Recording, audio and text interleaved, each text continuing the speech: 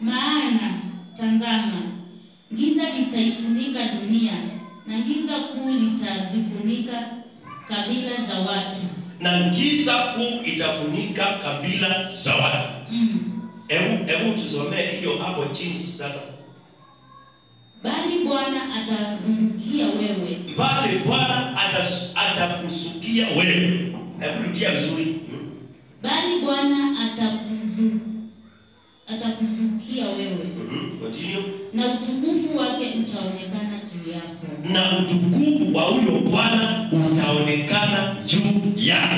Utaonekana juu yako. Utaonekana juu yako. Na juu ya nani? Yule mtu ambaye nafsi yake haitachafuka. Ni kunena kingambe mlo ukweli atemukiti aketikilika. Bwana Yesu apewe sifa. Yule ambaye nafsi yake haitachafuka, Bwana Mungu ataikumbali na ataangalia akiwa mbinguni, aseme huyu mtanga ama huyu baba ama huyu mama ama huyu kijana, ile anajitokeza kwa madhabahu, ile anaingia kwa kazi yangu hata pasipo kuambiwa.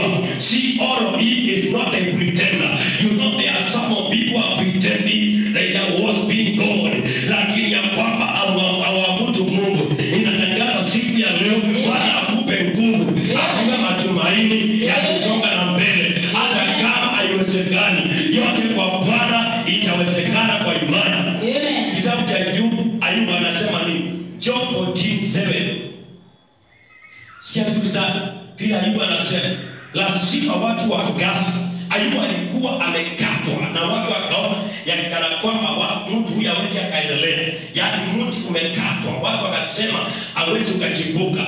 Watu wakatazama, ni Ayubu 14:7. Wakaangalia, walipoangalia wakasema huyu mtu ameishi. Yaani imagine mpaka hata watu wa Ayubu wakaisha, ng'ombe zake zikaisha. Na maandiko yanatuambia katika mashariki hakuna mtu ambaye alikuwa mtajiri kama Ayubu hiyo masiku, hiyo wakati.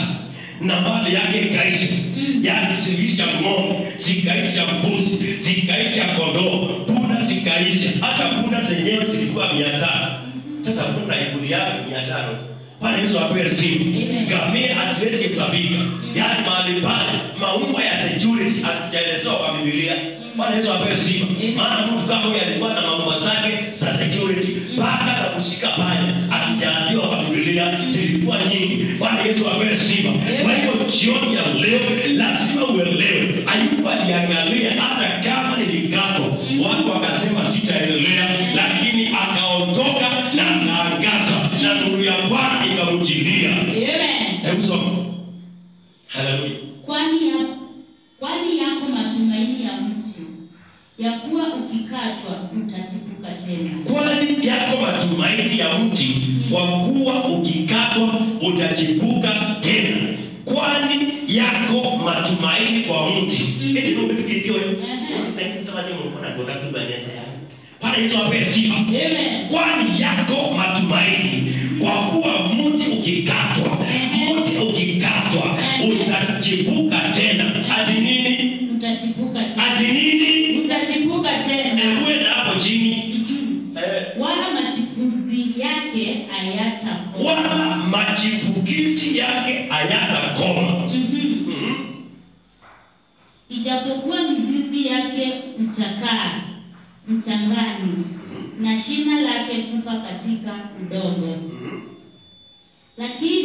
Lakini kwa harufu ya maji utachipuka na kutoa matawi kama mche.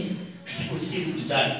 Yaani hata kama mizizi yake itachakaa mchangani. Nataka unielewe.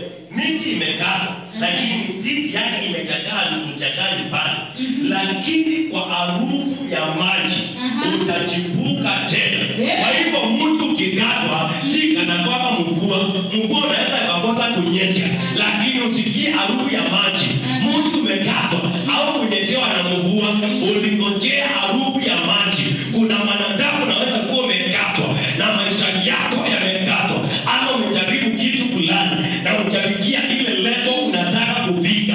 Inatangaza leo, wacha kusema hakuna mvua, wacha mambo ya mvua ni ya Mungu. Ngojea harufu ya maji.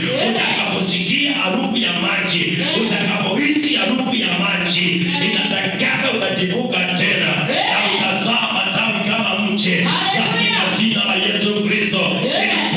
usiku wa leo katika jina la Yesu.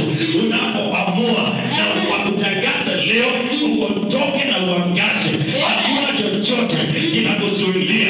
Ayubu aliamua na akasema, wacha niondoke niangaze, ya kwamba watu wamenidharau, ya kwamba nilifika mahali mpaka mke wake, wale tunasemanga my beloved wife, my beloved honey, vile wanawaitana, I don't know, my beloved sweetheart, my beloved boy yako, kwa Yesu apewe sifa. Lakini alipali kapika pamoja na beloved wake, akaangalia kwa sababu kile kana kwamba mke wake alikuwa mbaya, ni kulingana na maandiko, maana mwanamke ni chombo tu kidhaifu, na yeye tu udhaifu ukaonekana. Akaangalia akaona kweli hii kitu kweli itaenda kweli kama ni mchezo. Na watu wengine akimetia wezalia hadi watu dhini ndio na kizi yetu kule ndio mtumio leo bila pana basi ndio mtumio kweli mbona basi ta lakini ndio na mnyendi Bwana Yesu apewe sifa. Ninaangalia ni kama atatoroka ile boka na naomba Mungu zaidi na najivija hata yeye ajui. Mungu zaidi sasa nitafanya nini? Sasa hatuna chakula, hatuna, tumeteseka mama usiki bila kada na tunakuteseka, ametuletea uzoko. Bwana Yesu apewe sifa. Tukaishi maisha ya mateso, maisha ya uchochole, maisha ya mateso, maisha ya kudharauliwa, maisha ya kukadiana, maisha ya kupitia kwa jangwa. Lakini kitu kimoja nilijua, Mungu anaweza akakupitisha kwa jangwa ili ya kwamba aone kana kwamba unaweza ukamkumbuka, unaweza ukamwabudu. Nilipopita kwa jangwa, mke wako hakuniacha. Tulipopita kwa jangwa, hakukuachana, lakini akanitia nguvu, akaniambia maitia haikokuweka nesa. Mitao wanasema tulobainikia na pika na wasiwasi. Bwana Yesu apewe sifa. Na ninaamini ya kwamba Bwana akiwa ndani yetu